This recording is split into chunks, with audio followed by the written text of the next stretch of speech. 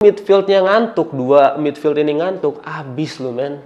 Jadi gua harap dua gelandang MU ini dan juga back, especially Onana. Halo guys, setelah kita semua happy dengan pertandingan MU Liverpool kemarin dengan skor dan juga game yang epic, kita akan harus kembali senam jantung nih kayaknya nih, karena kita akan menghadapi Brentford. Ya, gue tahu ini Brentford men, tapi MU itu kita nggak bisa berharap banyak akan menang terus, karena yang udah-udah MU selalu bikin kita kecewa.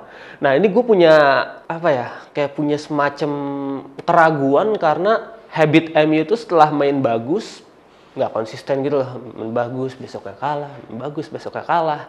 Nah, untungnya ada beberapa pemain yang telah kembali kayak Mason Mount, Højlund dan juga Aaron Wan-Bissaka yang menurut gua udah cukup untuk membantu MU. Karena Wan-Bissaka setelah bermain kemarin oleh Liverpool tidak diduga-duga bagus juga main di bek kiri. Karena ya kalau misalnya dipaksa main di bek kanan, Dalot udah menurut gua sekarang belum bisa tergantikan karena udah sebagus itu untuk di bek kanan. Nah, untuk si Mason Mount menurut gue dibutuhkan banget nih untuk tenacity-nya, untuk kerja kerasnya di lini tengah, karena menurut gue Scott McTominay ini cuma bisa nyerang dan golin doang. Untuk bermain di tengah dan membantu pertahanan kayaknya masih ya kurang lah, passion merchant doang menurut gue. Nah, kalau misalnya untuk Højlund, yes dibutuhin banget karena kurang banget striker. Anthony Martial kemana tahu tuh, kayaknya masih di puskesmas kayaknya ya. Nah, tapi untuk Rashford, gue nggak ngerti nih kenapa nih bocah nih. Gue nggak ngerti nih bocah, mungkin lagi berantem sama pacarnya, mantannya, atau lagi dapet apa ya, gue nggak ngerti. Tapi Rashford kemarin itu menyia-nyiakan banyak peluang yang gue sampai ketika dia golin gue nggak seneng men. Gitu dong, gua sampai kemarin lawan Liverpool gitu ya udah lu golin, gak usah banyak macem-macem.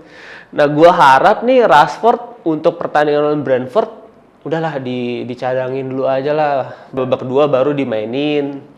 Gak usah dikasih main dulu biar dianya juga sadar, aduh gue payah juga nih, pelatih ngarepin gue bisa golin. Karena sekarang juga untuk menurut gue mainin si Højlund di depan dan juga Ahmad di kanan, si Garnacho di kiri itu udah cukup epic ya, apalagi lawannya ya bukan tim Big Six Brentford doang, ya nggak doang sih, ini takutnya kalah lagi gue ngomong doang. Tapi ini cukup untuk layak dicoba eksperimen seperti ini karena oh iya, Ahmad kartu merah ya? Ah iya, Ahmad nggak bisa main ya? Berarti ya mau nggak mau kita mainin Rashford dan mudah-mudahan Rashford bisa gacor ya. Mudah-mudahan dia nggak menyia-nyiakan banyak peluang karena MU itu mainnya ngandelin build up play, counter attack, dan otomatis ketika lu main counter attack, lu butuh striker yang clinical. Untuk Højlund gue cukup percaya dia cukup gacor ya, tapi sayangnya kemarin Liverpool mungkin karena baru balik dari cedera, untuk mengembalikan form itu mungkin butuh waktu, dan mudah-mudahan nih untuk melawan Brentford next game dia bisa kembali gacor lagi bareng Garnacho dan juga Kobbie Mainoo. Nah, untuk Kobbie Mainoo gue harap bisa main, tapi ya mungkin satu babak aja lah, karena gue ngerinya nih kayak Pedri atau Gavi ya, digas terus tapi akhirnya ntar cedera mulu. Jadi sayang karena ini aset man, Kobbie Mainoo ini aset buat tim MU ini, karena jarang banget ada pemain kayak gini setelah Bruno Fernandes. Dia punya flair yang bagus, kemampuan bertahan dan menyerang yang bagusnya sama, dan ketika gue melihat Kobbie Mainoo gue kayak melihat Pogba Regen gitu loh, kayak karena gaya-gaya permainannya mirip, dan gue harap dia bisa menjadi pemain yang bertahan lama untuk Manchester United. Nah, untuk pertandingan lawan Brentford nanti gue kayaknya akan melihat MU bakal menang 1-0 lah minimal ya, tapi nggak menang besar karena balik lagi gue takutnya MU bakal balik ke setelan pabrik. Nah, gue nggak tahu nih bakal di tengah siapa nih, Varane Lindelof atau Varane Maguire, karena kalau saya gue lihat kemarin Maguire main cakep men, asli solid banget. Maguire duel udaranya kemarin nyaris menang semua, dan gue harap Maguire bisa main sih, karena gue kalau misalnya ngeliat Lindelof main ketika diserang tuh kurang gigit ya gitu, kurang, lu back itu yang dilihat kan lu harus gigih gitu kan. Tapi yang gue lihat dari Victor Lindelof kurang, masih kayak lemes gitu loh. Nah, selain itu, untuk masalah Anthony, gue harap Anthony bisa main dan menunjukkan kalau misalnya gua tuh bukan cuma fidget spinner yang harganya 100 juta pounds. Dan gua harap juga Anthony bisa menunjukkan dia bisa golin atau minimal assist lah di pertandingan Brentford ini, untuk menunjukkan untuk dia kepada fans kalau harga 100 juta pounds ini pantas untuk dibayar oleh Manchester United. Walaupun ya gua agak-agak pesimis juga sih, tapi melihat performa kemarin ya gue cukup puas dengan Anthony. Tapi di balik Brentford yang bukan tim kuat, ada satu pemain yang harus kita waspadai, yaitu Ivan Toney, yang menjadi pemain krusial dari Brentford. Dan sekarang aja dia dipanggil timnas Inggris, dan menurut gua permainan dia tuh gacor banget, men. Dia menurut gua striker yang cukup klinikal dan juga ngeri gitu. Kayak gua ngeliatnya kayak siapa ya? Kayak Didier Drogba mungkin ya. Tapi dia pemain yang cukup ngeri, karena walaupun dia habis kena suspend, ketika dia main lagi, gacor. Jadi kita harus menaruh kewaspadaan sangat tinggi, apalagi untuk sisi pertahanan MU. Nggak boleh lengah sama sekali, apalagi ya sisi midfield ke bertahannya ini, karena penting banget nih. Kalau selalu midfieldnya ngantuk, dua midfield ini ngantuk, abis lu men.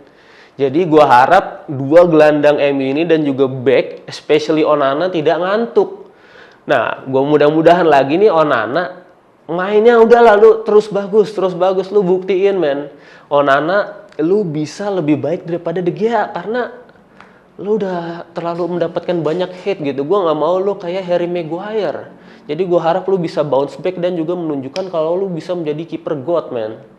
Sekarang kita ngomongin soal Starboy Alejandro Garnacho yang menurut gua akan menjadi main karakter di pertandingan lawan Brentford ini, karena kalau misalnya kita lihat di beberapa pertandingan terakhir, dia mengacak-acak pertandingan, men. Mengacak-acak pertahanan lawan. Kita bisa lihat lawan Everton, 2 penalti terjadi gara-gara apa? Gara-gara dia, men. Digoyang-goyang, gila loh. Bukannya goyang TikTok, tapi pertahanan Everton yang harganya jutaan pounds digoyang-goyang sama Garnacho. Jadi untuk melawan Brentford menurut gua harusnya easy peasy lah buat Alejandro Garnacho. Nah, yang bagusnya dari Alejandro Garnacho sekarang menurut gua decision makingnya semakin bagus. Kalau saya dulu awal musim ini gue liat kayak, wah gue mau golin, gue mau show off, kalau gue titisan Ronaldo, men. Tapi sekarang tuh lebih kayak, oh yang penting tim gue menang. Jadi gue harap nih duet Garnacho Højlund bisa semakin gacor, karena Garnacho ini gue harap bisa menjadi sosok penting di MU beberapa musim ke depan, dan juga gue harap musim ini ya bisa menjadi sosok penting di Manchester United. Nah, menurut gue kemenangan lawan Brentford ini wajib untuk menjaga asa dan juga harapan Manchester United agar bisa main di Liga Champions, karena ini kita udah ketinggalan jauh banget, men, dari top 4. Nah, menurut gue kalau misalnya lu kalah lagi atau bahkan seri, makin susah buat naik ke Liga Champions, dan otomatis ini akan membahayakan banyak orang, termasuk Erik ten Hag dan even Manchester United itu sendiri, karena Manchester United terancam untuk kehilangan kontrak 90 juta pounds yang dijanjikan kepada Manchester United dari Adidas. Jadi kalau dia nggak masuk dapat denda 10 juta pounds, jadi ya cuma 80 juta pounds. 10 juta pounds hilang, sayang banget. Jadi menurut gua ini harus menang, karena kalau misalnya kita nggak masuk Liga Champions, kita makin jadi klub bulian oleh masyarakat di internet. Kita udah capek, men. Kita bisa membela diri sendiri juga sekarang capek sendiri, karena ya MU-nya juga boyok. Jadi gue mudah-mudahan berharap untuk MU minimal Liga Champions dulu lah. Kalau misalnya nggak juara FA Cup, ya udah, yang penting yang penting Liga Champions dulu. Posisi Erik ten Hag aman, struktur MU bagus, udah baru kita bicara soal trofi musim depan. Oke guys, jadi gimana menurut kalian? Apakah MU akan menang melawan Brentford di pertandingan nanti? Silahkan share opini kalian, dan kira-kira next siapa yang akan jadi man of the match di pertandingan MU lawan Brentford nih? Share juga opini kalian di kolom komentar. Kalau menurut gua yang jadi man of the match adalah Alejandro Garnacho. Jangan lupa buat like, follow, dan juga subscribe di United Wave YouTube channel. Let's go!